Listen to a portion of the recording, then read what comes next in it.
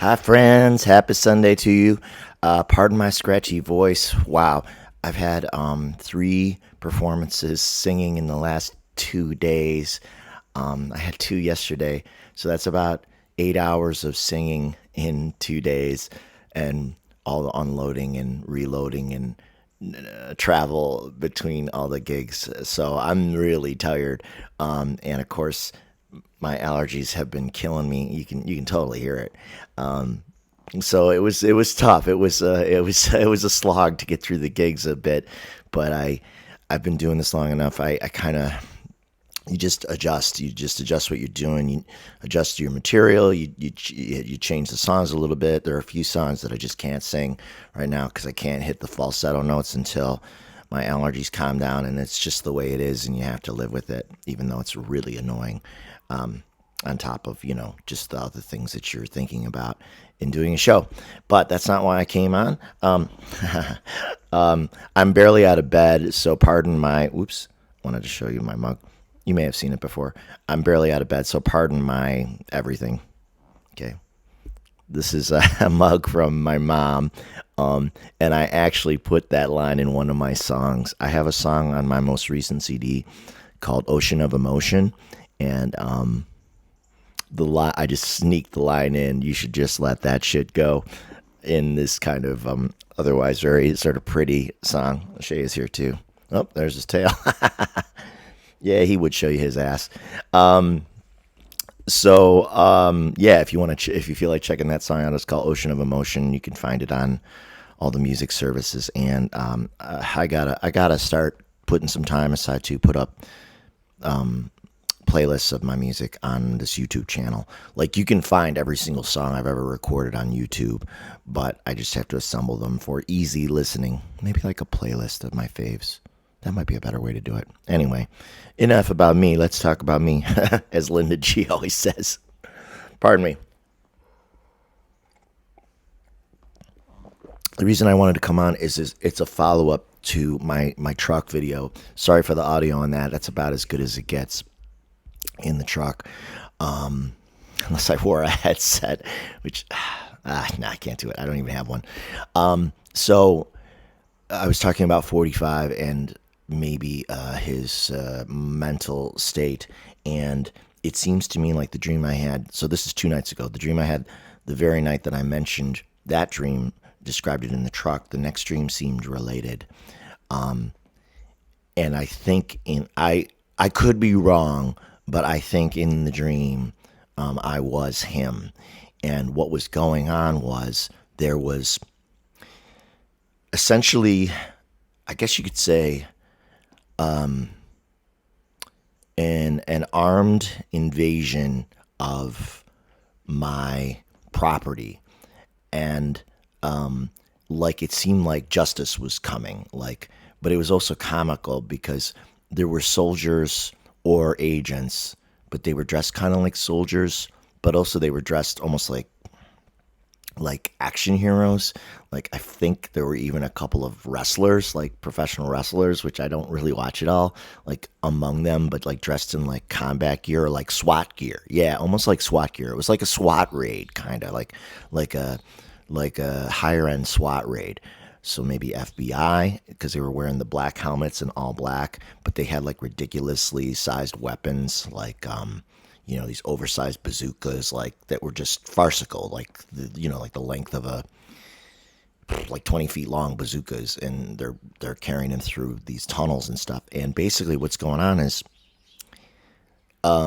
yeah, it's a raid or a revolution. But like I said, I think the good guys were the raiders, and I think I was like a 45 type figure. I was the bad guy, and I was trying to hide. And so here's what I wrote about it when I woke up. I had a dream about attempting to escape from hostile armed forces through an endless series of underground tunnels and locks, which made me think of the stupid tunnels at Marilardo. And it was crazy because there were just more and more depths to where I was. Like it was like secret room inside of secret room inside of secret room inside of tunnel and you kept going further and further down. So like as I was trying to run down to the bottom of this series of tunnels and doors and locks and all these like barriers, I could hear all the stuff going on up top. I could hear the raid going on up top. And it seemed very far away. But the further I got down and through these locking gates and doors and tunnels, then of course the closer they were getting too. So then what seemed like no way they're gonna ever find me. I'm like down 7, 8 tunnels and layers and locks. They will never get me here. Then it was like, they're coming. They are definitely coming. And there were a few other people down there, but not really. Just a couple of stragglers. So I don't know who the heck they were. And like I said, and it was like around winding, like all the shapes kept changing, like of the tunnels and hallways. It was all scrappy and underground.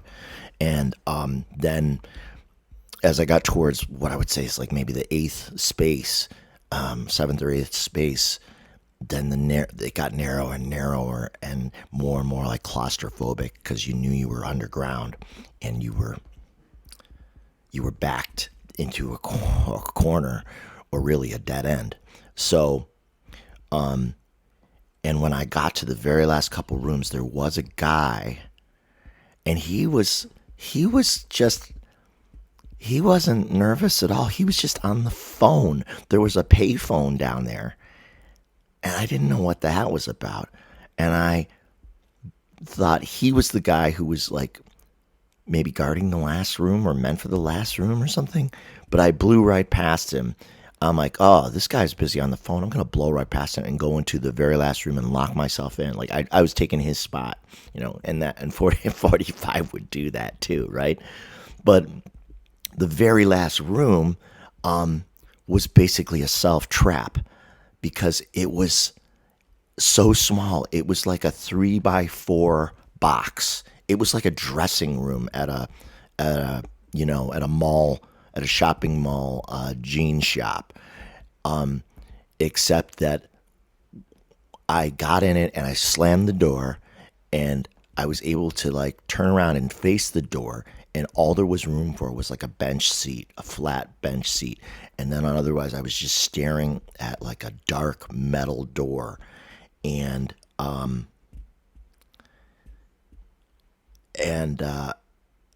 I knew they were coming. They were definitely going to get me as they blasted through each of the doors and layers and corridors and tunnels up top. And the claustrophobia of it really caught me then, because I'm way underground. I'm in a 3x4 box, and I may have even locked myself in by closing the door.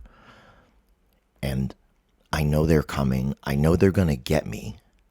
And I know when they get me, it's over. Like, I'm doomed. And I'm thinking, like my little premonition from the other day, I'm thinking that I want to maybe kill myself before they get me.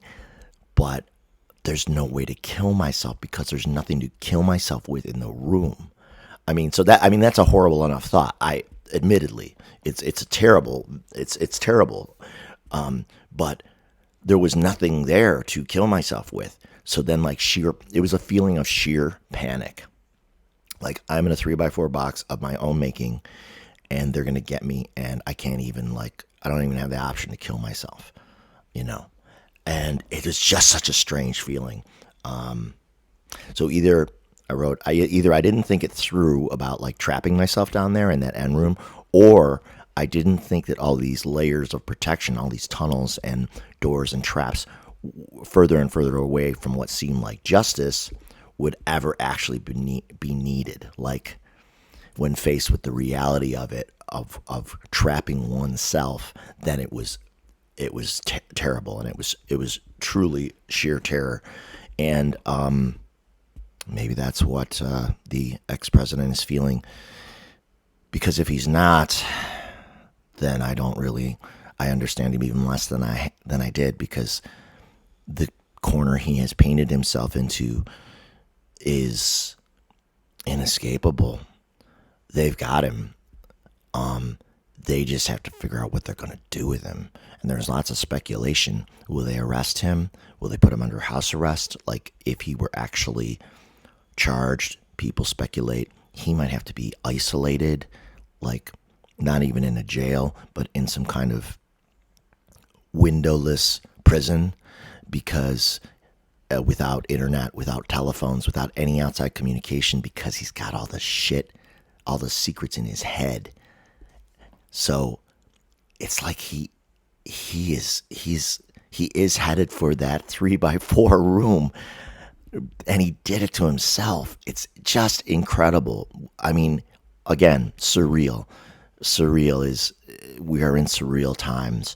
And there you go. So your feedback is welcome. I got to get on the road. It's my brother Steve's 46th birthday, and we're going to have lunch at a restaurant here downtown. So, yeah, that's going to be really nice. And on the pet front, the Gabe and Shay thing is not going great. It was going good for a while, and it's going less great now. I can't tell if Shay is intimidating Gabe, but he's very shy around the food bowls now, and I have to feed him separately, and he's not eating very much. And Gabe is 16 and a half, and I love him to pieces. I mean, he got me through COVID. Really, I mean, all the nights, him and me and the music at night and petting him and, being able to relax that way. But he's not eating much. I think he's winding down, and I hope to know soon.